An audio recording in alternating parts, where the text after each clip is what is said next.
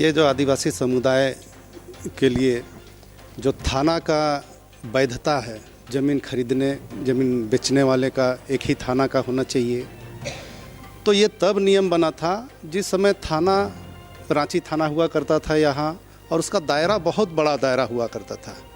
और उसके बाद उस रांची थाना को ही तोड़ के बहुत सारा थाना बन गया। सदर थाना है, लालपुर थाना है, बरियातू थाना है, गोंदा थाना है, इस तरह का बहुत सारा थाना बन गया।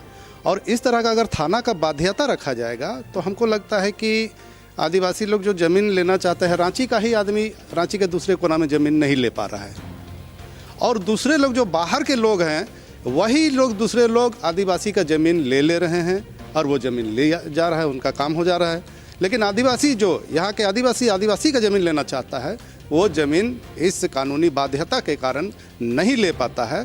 इसलिए हम लोगों का मांग है कि ये जो थाना का बाध्यता है इसको हटाकर इसका दायरा को बड़ा करना चाहिए, ताकि हमारा जो गुमला के जो हमारे आदिवासी भाई हैं वो रांची के आदिवासी ज़मीन ले सकते हैं, जो दुमका के आदिवासी भाई हैं वो रांची में आदिवासी का ज़मीन ले सकते हैं, जो सिंहभूम के आदिवासी भाई हैं वो भी रांची में थोड़ा अपना ज़मीन ले सकते हैं। ये हो जाएगा। इसलिए जो थाना का बाध्यता है इसको हटाना चाहिए, ये हम सरकार से मांग करते हैं। आदिवासी होते हुए भी कोई आदिवासी नेता, मंत्री, विधायक का दिमाग खोपड़ी नहीं खुला है। सीधा सा बात है। हेमंत सोरेन भी हम लोग का नेता, हम आदिवासी नेता है बोल रहे हैं। अगर वो इस पर विचार करते, एक साल सिर्फ नाटक किए कि धन नहीं है, पैसा नहीं है, विकास नहीं है। अरे पैसा और विकास, रोड नाली गली मत बनाओ, लेकिन नीति नियम वाली तो बनाओगे ना। आपने खुद फंसा, लेकिन इस नीति नियम वाली पर हाथ लगाने के लिए डर रहा है। अरे डर क्या भाई, ये जो CNT एक्ट जो कानून है ये 26 बार संशोधन हुआ है, और इसमें SC और OBC भी प्रभावित था, जो जिसको संशोधन करते हुए उनका थाना क्षेत्र हटाया गया। लेकिन अभी हमारे नेता लोगों को जो यूपी और बिहार वाले जो अफसर हैं उल्टा पढ़ाई पढ़ा दे रहे हैं, जबकि यहाँ थाना नहीं, थाना और जिला दोनों को प्रभाव से समाप्त करना चाहिए, क्योंकि ये राज्य बना है आदिवासी और मूलवासियों के लिए।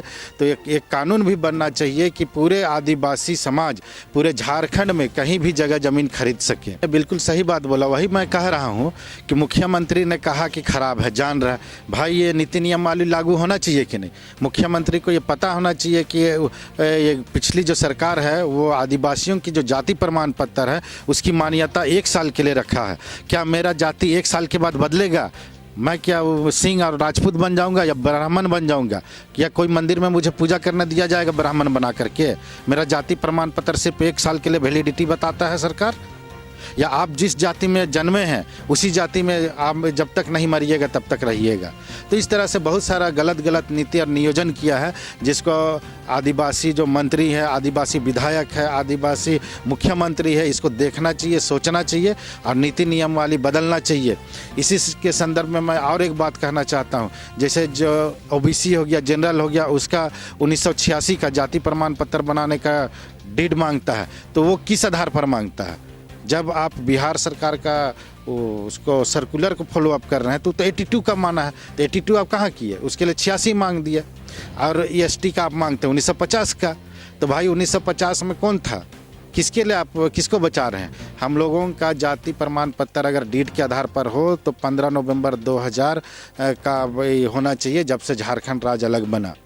इस पर ये विचार ही नहीं करते हैं। देखिए मेरे साथ संघर्ष की दास्तान।